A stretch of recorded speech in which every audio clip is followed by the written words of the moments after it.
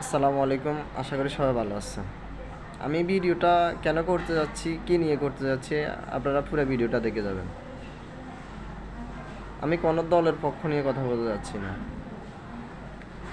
আসলে আমি মনে করতাম আর কি, দীর্ঘ 15-16 বছর পেশিবাদের দোসরেরা বাংলাদেশে বিভ্রান্তি সৃষ্টি করছে। এখন বিষয়টা এমন না, বিষয়টা উল্টো হয়ে যাচ্ছে। বাংলাদেশে এমন কিছু দল আছে যারা দলের শুরুতে ইসলামিক দল, এরা এমন কিছু কাজ করতেছে যারা বাংলাদেশে বিভ্রান্তি সৃষ্টি হয়, বিভ্রান্তি সৃষ্টি হওয়ার মতো কাজ করে। আসলে হেরা এমন কিছু কাজ করে, হেরা মনে করে কি আর কি, হেদের দল 90% ক্ষমতায় চলে গেছে, বাকি দলগুলো বাদ, হেরাই ক্ষমতা এখন বাংলাদেশে আছে। আরে ভাই, একটা জিনিস মাথায় রাখেন, এখনো কোনো দল ক্ষমতায় যায়নি। তবে অতি শীঘ্রই ইনশাল্লাহ নির্বাচন হবে, সুস্থ নির্বাচন হবে। নির্বাচনের ক্ষেত্রে দেখা যাবে কে নির্বাচনে যায়, কে যে জয় হয়। আমরা চাইব জামাত আসুক, আমরা জামাত তাও মেনে নিব, বিএনপি আসুক মেনে নিব, চরমনায় আসুক মেনে নিব, যে কোনো দল আসুক আমরা মেনে নিব। তা আপনারা এমন কোনো কাজ করেন না যদি বিভ্রান্তি সৃষ্টি হয়।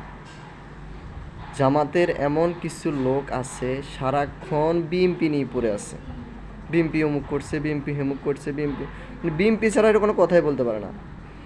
এরা ঘুম থেকে উঠতে শুরুতেই বিসমিল্লাহ পড়ার জায়গায় বিএমপি নাম নিয়ে উঠি, ফলে এতে সকাল আবার হয় না।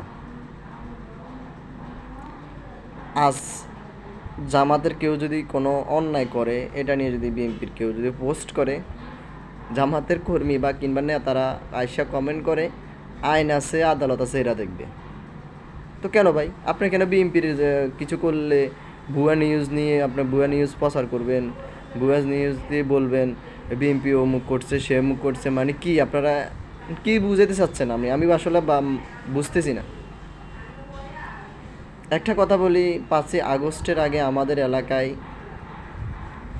এমন কোনো জামাতের কর্মী বলেন নেতা বলেন আমি দেখি নাই একটা ফেসবুকে পোস্ট করতে। এখন আমাদের এলাকায় 5ই আগস্টের পরে দেখা যায় জামাতের নেতা কর্মীদের জন্য ফেসবুকে ঢুকা যায় না মানে হেদের কোনো পোস্ট নাই। পোস্ট আসে বিএমপি কী করছে, বিএমপি কোথায় কি না করে না, মানে হেরা এগুলা নিয়ে পড়ে আছে। কি কেন ভাই আপনার দলের নিয়ম কারণ কি এগুলা?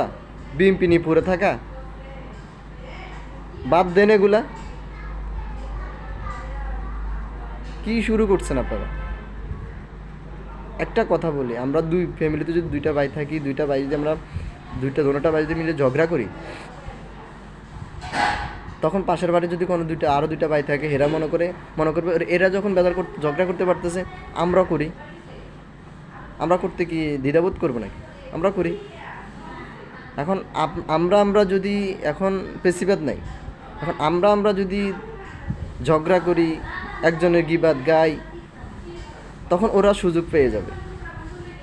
এরা মনে করবে এরা যখন একজনের পিছু একজনের লেগে আছে, আমরা এদের উপর দায় চাপাইয়ে দেব। আসলে ভাই বাদ দেন, আসেন সবাই ঐক্যবদ্ধ হয়ে কাজ করি। আসলে দিন শেষে আপনি একজন মুসলিম, আমি একজন মুসলিম। আপনারা মনে করতেছেন আপনারাই মুসলিম সবাই অমুসলিম, বিষয়টা এমন আপনারা ক্লিয়ার করতেছেন এটাই নাকি? আসলে আমি যে কথাটা বলতেছি, আসলে আমি বেশি কথা বলতে বা আমি ছোট একটা মানুষ, আমি কি বলবো? আপনাদের কীর্তিকাণ্ড দেখে আমি ভিডিওটা করার জন্য বাধ্য হলাম। তো ঠিক আছে, আসসালামু আলাইকুম, সবাই ভালো থাকবেন, সুস্থ থাকবেন, আল্লাহ হাফেজ।